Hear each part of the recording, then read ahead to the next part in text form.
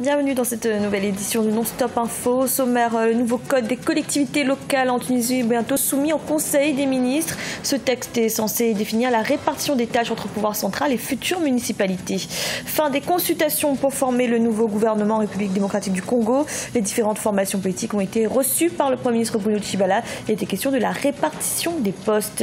Les chutes drastiques des réserves de change de la zone CEMAC, la communauté économique et monétaire d'Afrique centrale. Un fondement qui s'explique principalement par la baisse des exportations pétrolières.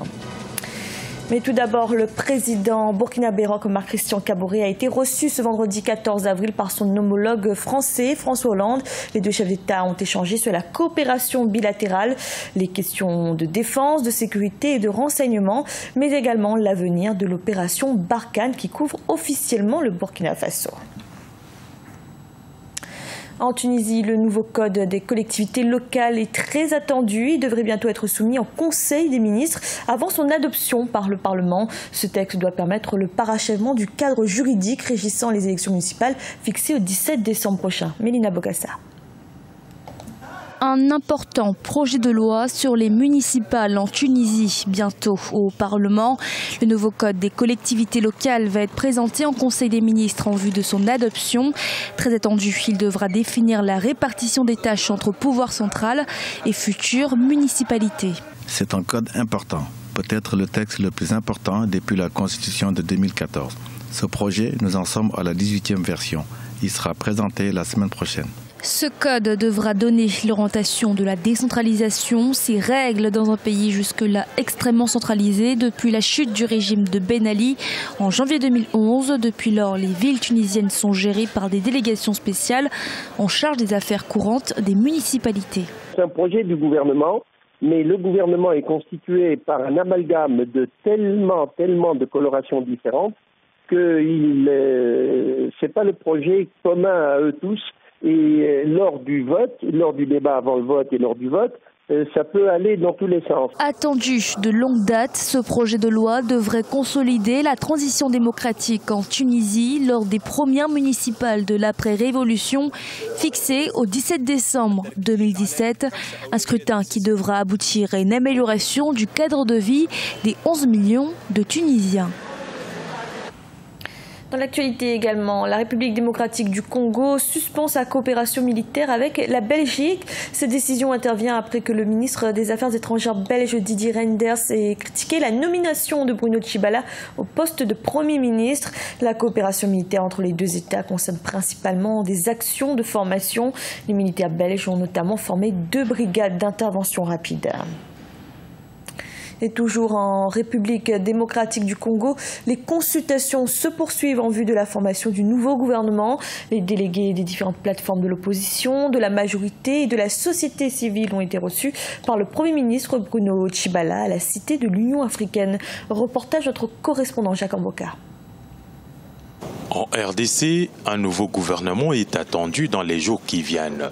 Nommé Premier ministre par le président de la République le vendredi 7 avril, Bruno Tshibala a bouclé ce mercredi 12 avril des consultations pour la formation d'un nouveau gouvernement qui, selon la lettre de sa nomination, a comme l'une des principales missions l'organisation des élections conformément à l'accord du 31 décembre 2016. Nous étions en consultation avec le Premier ministre. Parce qu'ici, il est question d'appliquer l'accord que nous avons signé le 31 décembre 2016. Et nous avons clairement dit qu'il faut finaliser l'arrangement particulier.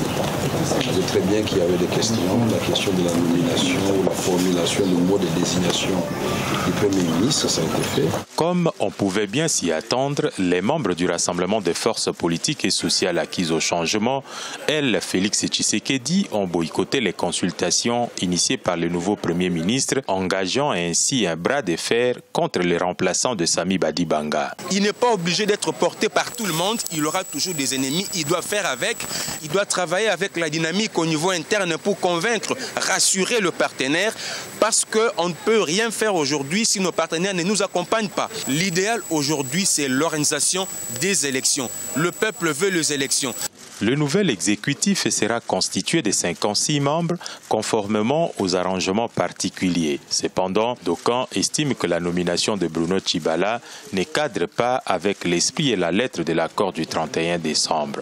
Un avis contraire à celui de la majorité présidentielle et d'autres plateformes qui soutiennent Bruno Tshibala. Celle-ci estime que la nomination de l'ancien secrétaire général adjoint du parti d'Étienne Tshisekedi est bel et bien conforme à la Constitution et à l'accord du 31 décembre.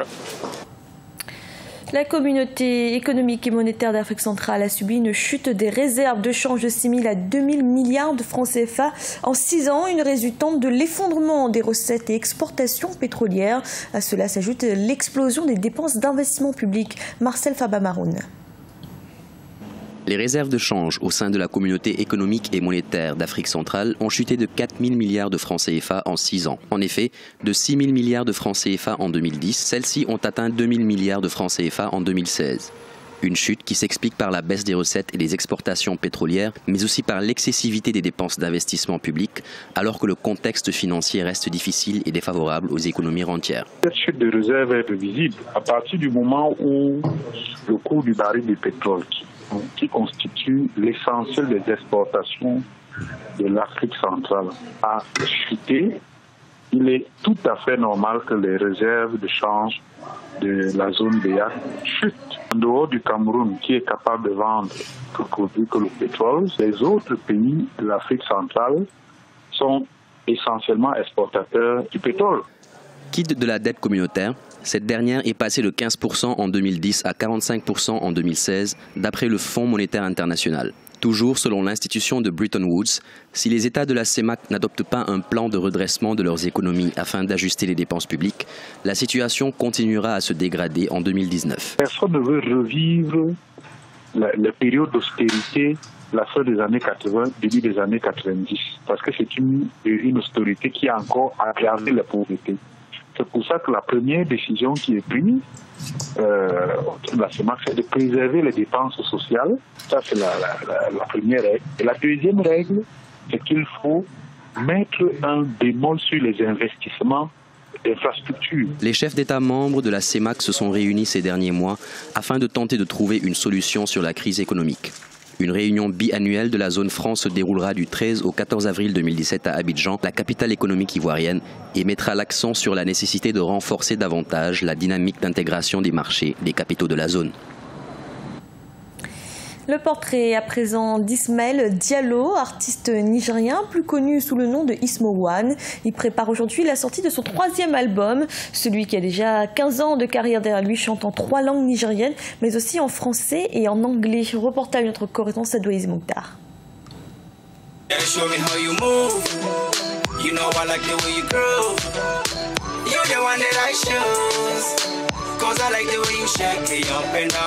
Ismaël Diallo alias Ismo One, la nouvelle voix de la musique afro-pop au Niger. C'est dans les années 2000 que débute la carrière musicale de cet artiste musicien nigérien. Sa première chanson, il l'a écrite à l'école primaire en classe de CM2 et sort son premier single en 2002. Ses premiers tubes intitulés Tunga Kei en langue jarma et Seydegom en peul ont inflammé durant des années ses nombreux fans. La musique c'est ma vie parce que ça fait plus de 15 ans que je chante et en tout cas c'est la seule chose qui n'arrive pas à me quitter. Tu vois, tu peux perdre un ami, tu peux perdre un membre de famille, les gens peuvent t'abandonner mais la musique elle est tout le temps là, elle est dans la tête. Les mélodies sont tout le temps présentes. Quand je me sens seul, je chante, je me sens bien, ça me réconforte. Donc c'est extrêmement important pour moi. Pour les gens qui me voient de loin, bon lui, il fait quoi comme musique, pourquoi il est tout le temps dedans, mais moi, le plus important pour moi dans la vie, c'est d'être heureux. En faisant la musique, je suis heureux et ça me va. Trop de mecs te courent après, trop de meufs tellement négro qui me courent après. Ismo One chante en 3 langues nigériennes, mais aussi en français et en anglais. Né et grandi au Niger, il poursuit sa carrière musicale aux États-Unis où il se produit et participe aussi à de nombreux festivals. Ismo One est de retour au Niger pour la présentation de son nouvel album qui sortira ce 15 avril 2017 à Niamey. Je chante surtout l'amour parce que l'amour c'est important. C'est très important, rien ne peut se faire sans l'amour. Sans l'amour, on ne peut pas faire la musique, on ne peut pas vivre, on n'aura pas de paix, il n'y aura rien en fait. Donc chanter l'amour, c'est important pour moi. La paix, c'est très important. Je dénonce, je revendique, je fais tout, mais là, je pense qu'on est à un moment, on est à un niveau où il faut chanter la paix, il faut chanter l'amour. Artiste musicien très engagé dans le combat pour une Afrique unie et de paix, Ismo One entend à travers ses chansons et surtout ses concerts faire la promotion de la culture nigérienne. Cette culture qui, malgré sa richesse, demeure toujours peu connue à l'étranger. Ce journal a été réalisé par l'ensemble de la rédaction. Merci de l'avoir suivi. Retrouvez dans un instant une nouvelle édition de l'information.